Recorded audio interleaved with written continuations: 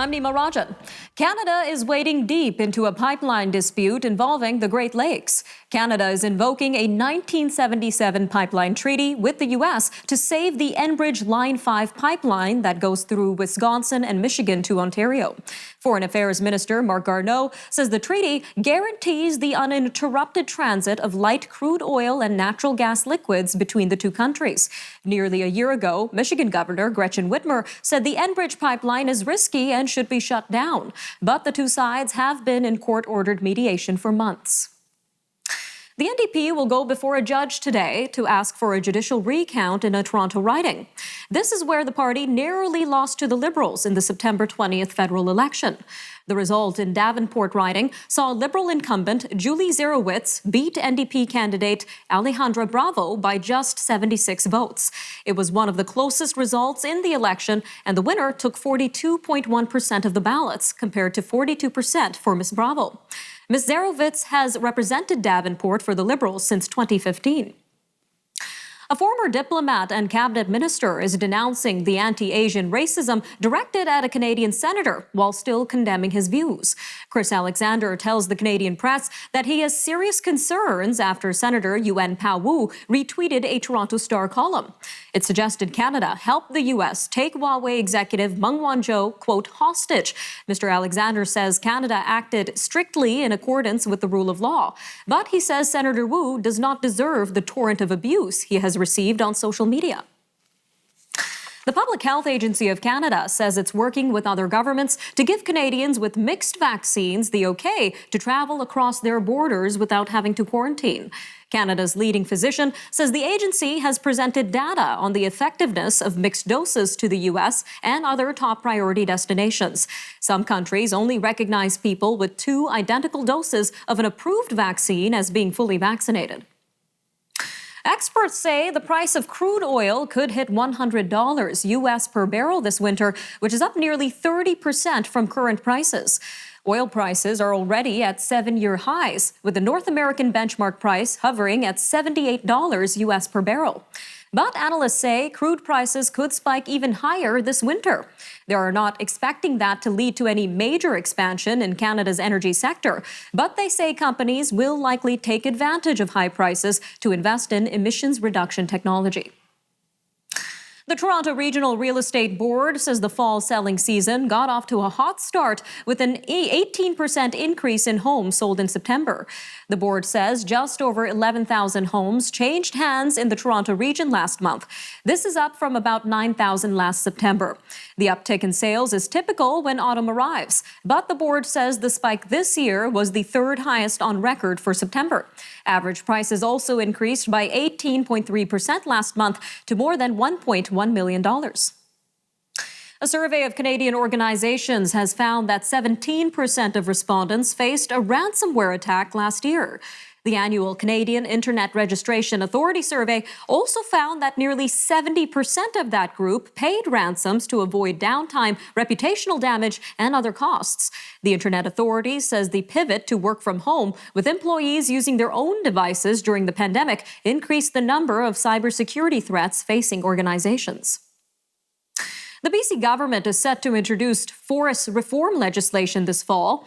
Forests Minister Katrine Conroy says upcoming legislation would bring amendments to the Forestry Act, but she couldn't guarantee they would end protest actions like the one that have caused friction at Vancouver Island's Fairy Creek watershed over old-growth logging. More than 1,100 arrests have been made at Fairy Creek since May. Alberta's opposition leader is urging Premier Jason Kenney's government to deliver a daily report on how many critical surgeries have been postponed due to the COVID-19 pandemic. NDP leader Rachel Notley says the United Conservative Party government should also provide a plan on how to catch up on the backlog.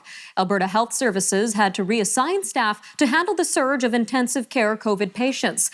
This has resulted in mass cancellations of non-urgent surgeries. Quebec is preparing to hold province-wide municipal elections on November 7th. This as the province's Elections Commission has received a hate speech complaint regarding a fringe party. The platform of the Alliance Citoyen Quebec Party describes Islam as a cancer that is slowly growing inside Quebec society and a religion that is contrary to the fundamental values of Quebec. Elections Quebec says it lacks the power to do anything about the hate speech complaint because there is no law in Quebec addressing the content of political platforms. We've got more to come after the break. When we come back, we will talk about housing affordability and what Ontario Realtors want done about it. Stay tuned.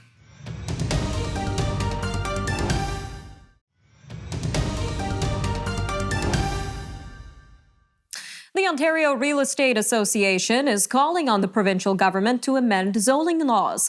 OREA says the Ontario government should allow single-family dwellings to be converted into townhouses, duplexes, or triplexes.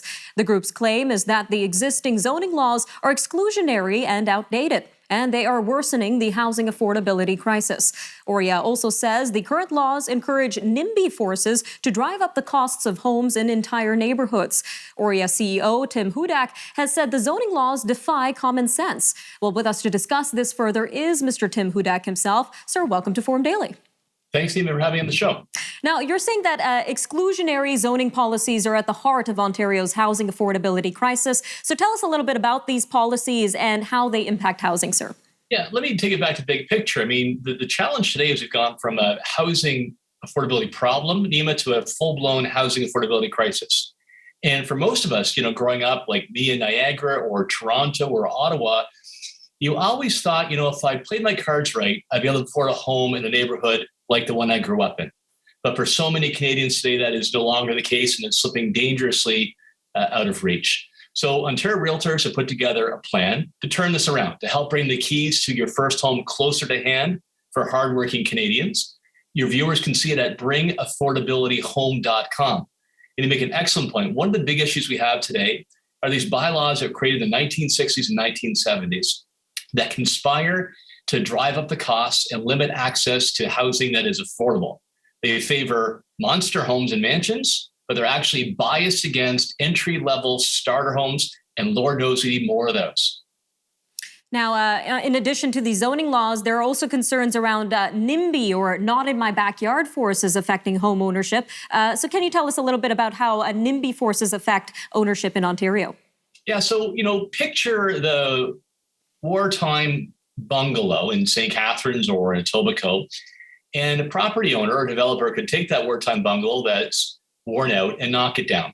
And it'd be very easy for that property owner then to build a 4-story monster home without much process at all that could house a wealthy family. And that's their right. They've got the property.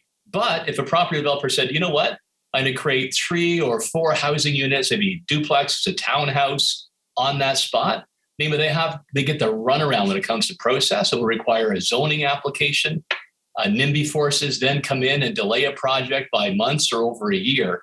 And every month the delay means the prices go up. It costs the property owner tens of thousands of dollars in fees, let alone legal costs. And many of them just throw up their hands and say, forget it. And at the end of the day, they move somewhere else. But those 3 or 4 families that could have had a nice place in St. Catharines or Etobicoke, they're out of luck. They remain in rentals or living with mom and dad. All right, sir. Well, Ontario Realtors are calling for a change in this under the More Homes, More Choice Act from 2019. So tell us a little bit about this act and how it would benefit Canadian homebuyers.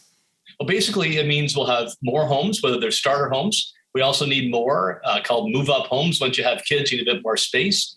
That's a big problem in our market, as well as rentals. We want to make sure that Canadians who work hard, who play by the rules, who've saved up their money, can have fair access into a home. And we're very worried because a recent survey that RIA did showed that almost 50% of people 45 and under in Ontario have actually looked outside of our province, Nima, solely based on trying to afford a home. That's that next generation of entrepreneurs, of talent, of job creators who could leave our province. That's a 5-alarm bell. So if you go to bringaffordabilityhome.com, you can see a number of ideas like modernizing our zoning rules, getting rid of red tape, delays, overregulation, giving first-time home buyers a property tax break when they buy their home, and also getting dirty money that's being laundered in from overseas drug lords or corrupt officials and snapping up real estate, a comprehensive plan to keep that Canadian dream of home ownership alive. When you go to that website, bringaffordabilityhome.com, you can actually click on a button and send a message directly to your MPP. All right, sir, just about a minute left. But another thing Oria is pushing for is as-of-right zoning. So what does that mean, and what are the benefits of it? So our policy is focusing on areas that are of high demand in urban environments here. So let's say you're within 500 meters of a subway station or a transit station, or you're right next to existing density in an urban area. That will give property owners a right to develop those types of 2, 3, or 4 family homes. They could build up, 2, 3, or 4 stories and have those as ownership or rentals as well. Right now in the province, we've got tall and we've got sprawl. We've got really high buildings and then single family homes. We need something they call the missing middle. It's important because it's affordable for first-time buyers and also really attractive for empty nesters who want to stay close to the grandkids. And then they move out and that single family home becomes available to a new starter family. All right, Mr. Hudak, thank you again for joining us today on Forum Daily. My pleasure. Thanks for your interest. All right, stay tuned. More news from around the world coming up after the break on Forum Daily. We'll be right back.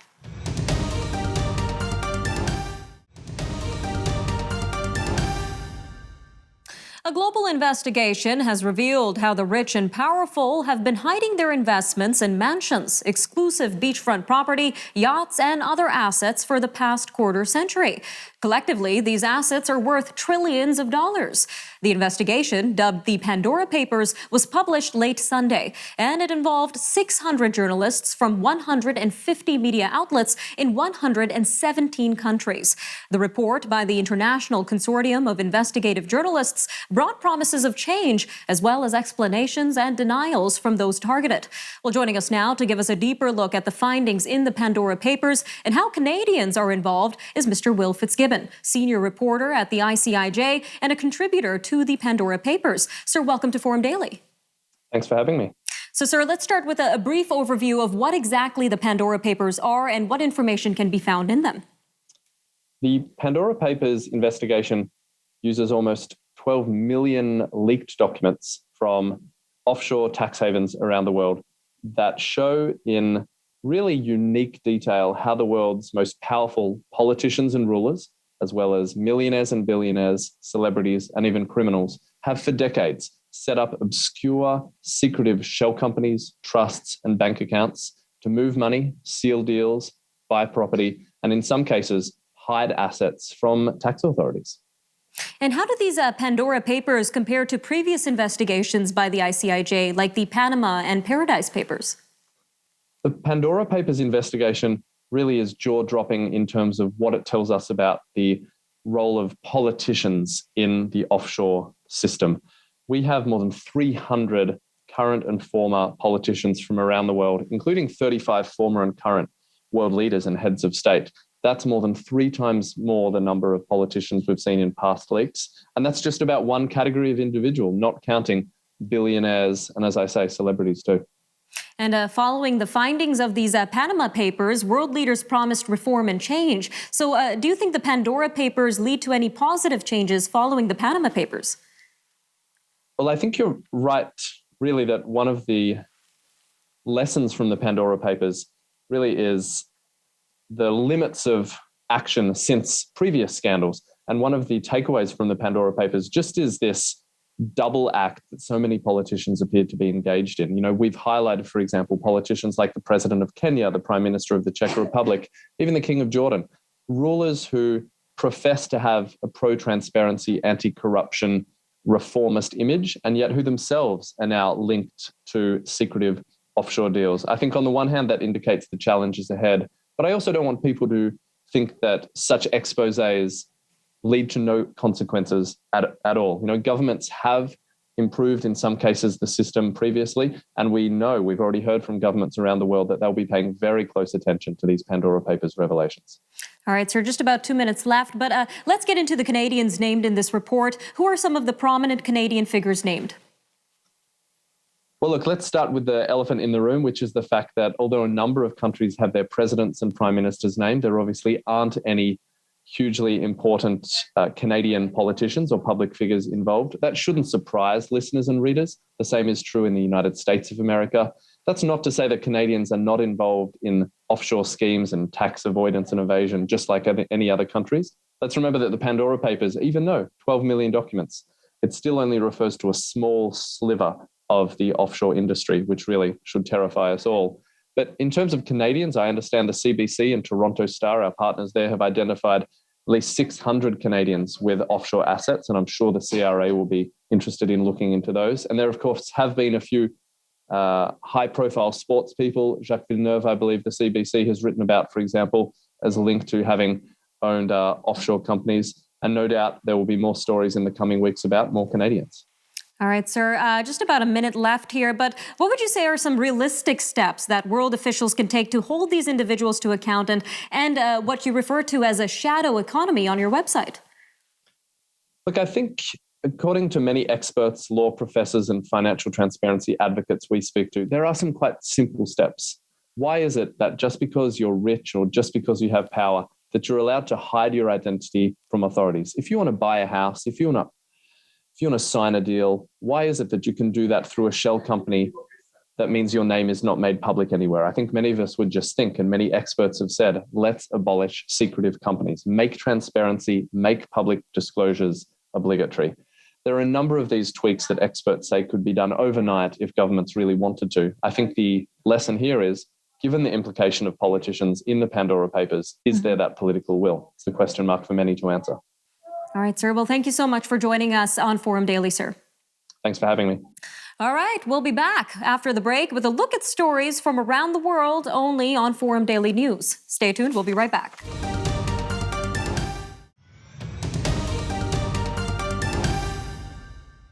Facebook and its Instagram and WhatsApp platforms are all back online after a massive global outage plunged the services into chaos for over 6 hours on Monday. Facebook apologized Monday for the outage that began shortly before noon Eastern Time. It said the root cause was a faulty configuration change. It added there is no evidence that user data was compromised. The British government is facing calls to tighten defenses against dirty money. This comes after a leak of offshore data. The cache of 12 million files, dubbed the Pandora Papers, was published by the International Consortium of Investigative Journalists and its media partners, including the BBC. The UK and London are especially prominent in the data dump. The documents reportedly show how significant figures from around the world set up offshore companies to secretly buy property. The head of France's Catholic Bishops' Conference is asking forgiveness from the estimated 330,000 victims of child sex abuse by the church. A groundbreaking report was released today after extensive research in France's first major reckoning with the issue. The president of the Conference of Bishops of France, Éric de Moulin-Beaufort, says we are appalled at the conclusions of the report and the numbers of victims. The commission that compiled the report urged compensation for victims and strong action from the church. A mid-sized Chinese real estate developer has failed to pay a $205.7 million bond payment. Fantasia Holdings Group announced it missed the payment deadline in a statement issued through the Hong Kong Stock Exchange. It gave no further explanation. Some Chinese developers are struggling to repay debt. This comes after regulators tightened limits last year on their use of borrowed money. Investors are worried by the possibility that one of China's biggest developers, Evergrande Group, might collapse under 2 trillion yuan or $310 billion of debt. A regulatory commission in Mexico has fined 3 manufacturers of tampons and diapers just over $15 million for allegedly conspiring to fix prices for the products. Mexico's Commission on Economic Competition said Monday the price fixing probably cost consumers about $73 million in artificially inflated prices. The 3 companies did not respond to requests for comment on the fines.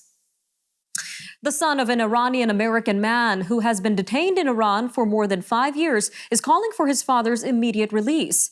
Bakir Namazi is 84 years old and requires surgery within days to clear up a severe blockage in the main artery that supplies blood to his brain. That's according to his son and the family's lawyer. Bakir Namazi was granted medical furlough in 2018, and his sentence was commuted to time served. But Iranian authorities have not permitted him to leave the country. Haitis' top diplomat is imploring the United Nations Security Council for help tackling gang violence and crime. Foreign Minister Claude Joseph said Monday that the Council's existing political mission in Haiti needs to focus on strengthening security and law enforcement institutions. He spoke after a summer of calamities in the Western Hemisphere's poorest country. Amid other crises, Haiti has been contending with escalating gang-related killings, kidnappings, and turf wars. The Czech Republic has signed a deal to buy a new air defense system for its military from the Israeli government. The Spider system is made by the Israeli state-run company Rafael Advanced Defense Systems. It's capable of providing protection against aircraft, helicopters, bombers, cruise missiles, and other weapons. The Czech Defense Ministry said Tuesday that the deal is worth 13.7 billion Czech krona, or $630 million. The United Arab Emirates has announced plans to send a probe to land on an asteroid between Mars and Jupiter. This in order to collect data on the origins of the universe. The announcement on Tuesday marks the latest project in the UAE's ambitious space program. The project targets a 2028 launch with a landing in 2033. The UAE Space Agency said it will partner with the Laboratory for Atmospheric Science and Physics at the University of Colorado on the project. Well, by an overwhelming margin, one of Hollywood's biggest unions has authorized a strike. The International Alliance of Theatrical Stage Employees is made up of script coordinators, sound mixers, makeup artists, and dozens of other behind-the-scenes professions. It has 60,000 members, and 90% voted in favor. If there is a strike, most Hollywood productions would be shut down. A Russian actor and a film director have rocketed to space on a mission to make the world's first movie in orbit. Actor Yulia Peresild and director Klim Shipenko blasted off today to the International Space Station. Ms. Peresild and Mr. Shipenko are to spend 12 days on the outpost to film segments of a new movie called Challenge. In it, a surgeon rushes to the ISS to save a crew member who suffers a heart condition. All right, that'll do it for your look at national and international news for today. I'm Nima Rajan, and this was Forum Daily News.